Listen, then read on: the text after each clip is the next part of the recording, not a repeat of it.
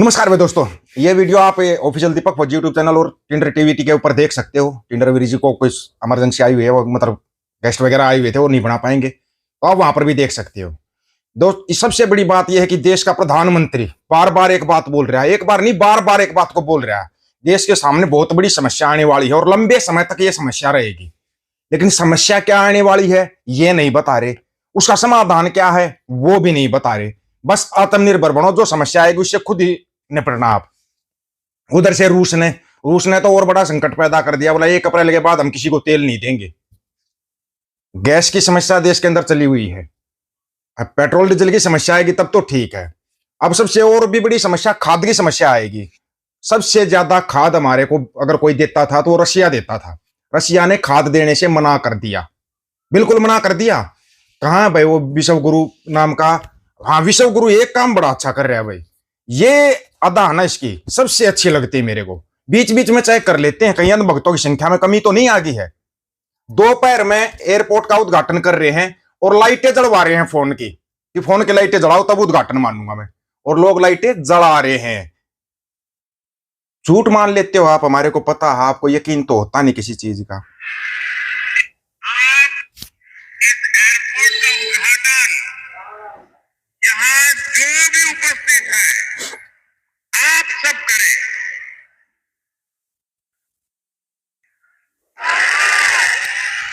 बताओ। और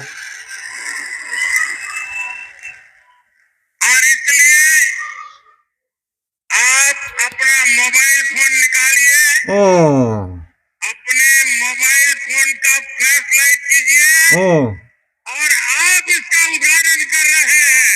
लो, आप दिया जला करके दिया दोपहर में यहाँ उपस्थित हर व्यक्ति आज इस एयरपोर्ट का उद्घाटन कर रहा है। ये आपकी अमानत है, ये आपका भविष्य है, ये आपका पुरुषार्थ है, और इसलिए उसका उद्घाटन भी आपके हाथों से हो रहा है।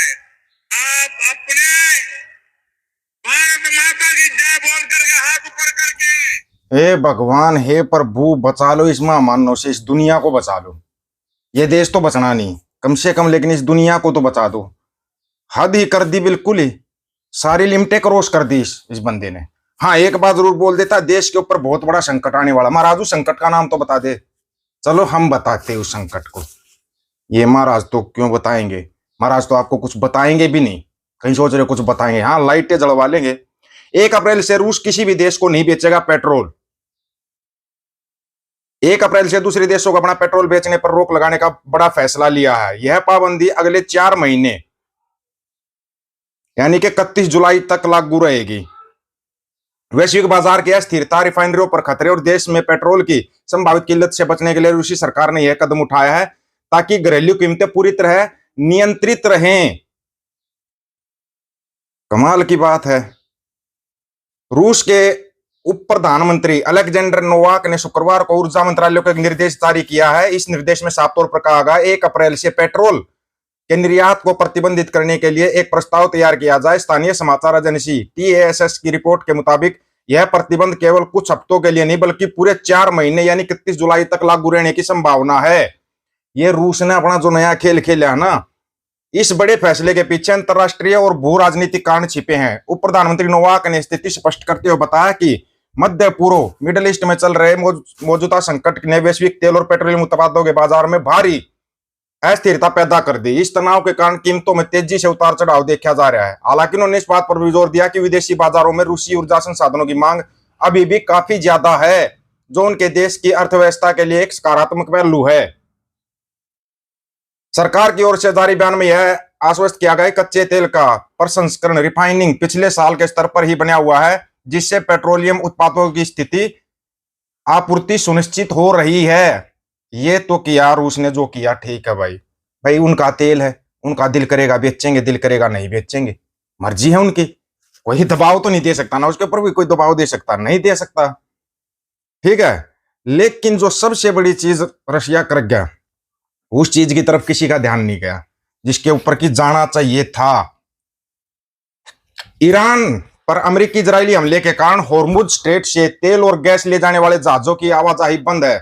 इससे भारत में ऊर्जा संकट पैदा हो गया। जो इक्का दुक्का जहाज होर्मुज को पार कर रहे हैं वो ऊर्जा की भारी डिमांड को पूरा करने में असमर्थ हैं। इस बीच रूस ने भी भारत को बड़ा झटका दे दिया। रूस ने घरेलू मांग को प्राथमिकता देते हुए 1 महीने के लिए खाद का निर्यात रोक दिया है। रूस भारत का सबसे बड़ा खाद आपूर्तिकर्ता है। जनवरी से जून 2025 तक रूस ने भारत को 25 लाख टन खाद की आपूर्ति की है। ये लो भाई, इन्होंने खाद की पर भी रोक लगा दी। पहले तेल पर छूट बंद की, अब बंद किया खाद का निर्यात। दोस्त, रूस दे रहा भारत को झटके पर झटका। उससे भी बड़ी बात है, ब्लूमबर्ग की एक रिपोर्ट है, थोड़ा उसको पढ़ के आओ। आप नहीं पढ़ सकते तो चलो आपको बता देते हैं भाई। India will borrow 8.2 trillion rupees, मतलब 86.5 billion in the first half of the financial year beginning April 1, around half of the amount schedules for the full 12-month period, the government said in a statement Friday। Government statement दे रही है भाई, इतना कर्जा ले लिया है। कर्ज लो, घी पियो। कर्ज चुकाना थोड़ी है, कर्ज तो जनता चुकाएगी, इनको कर्ज थोड़ी चुकाना है।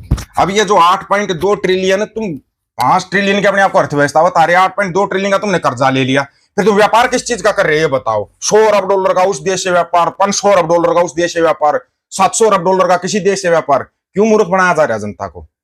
अगर कुछ ना मिले, देखो पैनिक होने की जरूरत नहीं है, जनता को ही करना पड़ेगा जो कुछ करना पड़ेगा। बड़े कमाल की बात है, जनता ही सब कुछ करेगी। किस लिए चुना गया था महाराज? ये कुर्सी किस लिए दे रखी है ये बता दो? सिर्फ जुमले सुनाने के लिए? कभी 15 लाख की टोपी पहना देते, कभी 13 रुपए का रुमाल। 13 रुपए की एक्साइज ड्यूटी घटा दी, अब सिर्फ 3 रुपए की रहेगी पेट्रोल के ऊपर।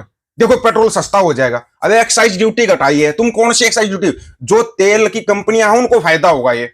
अब 5 राज्यों के चुनाव हो जाएंगे, फिर एक्साइज ड्यूटी बढ़ा देंगे, फिर होगा तेल का असली खेल, फिर जनता का निकलेगा तेल और लोगों की बनेगी रेल। खुद बोल रहे हैं प्रधानमंत्री साहब कि लंबा संकट आने वाला है, उसके लिए तैयार हो जाओ। ना तो ये बताएगा संकट कौन सा, हाँ ये जरूर बता देगा दीवा जलाना, फोन की टॉर्च जलाना, ये प्रधानमंत्रियों के काम होते हैं। कभी सोचा आपने इसके बारे में? अगर इस पर सवाल कर दो, देश के खिलाफ जा रहा है। अबे कौन से देश के खिलाफ? तुम किस देश की बात कर रहे हो? मोगली देश थोड़ी है। मोगली एक नौटंकी वाला है, एक सर्कस चला रहा है वो, और उस सर्कस के तुम सभी बस तालियां बजाओ, दिए जलाओ, टॉर्च जलाओ। जलवा दिया ना, हमने बोल लिया था तुम्हारे से ये फोन की लाइट दीवा जलवाएगा, और जलवा गया। और पब्लिक जला रही है, और फिर वही पब्लिक पूछो, हाँ भाई वहां तूने फोन की टॉर्च जलाई थी, सिलेंडर नहीं मिल रहा, तेल नहीं मिल रहा, फिर रोते क्यों हो? रोते क्यों हो? ये हालात है इन लोगों की। यहां पहुंच चुका है देश। भरी दोपहर में दीवा जलवाया जा रहा है, भरी दोपहर में टॉर्च जलवाई जा, फोन की लाइट जलवाई जा रही है, और लोग जला रहे हैं। लोग जला रहे हैं उस लाइटों को।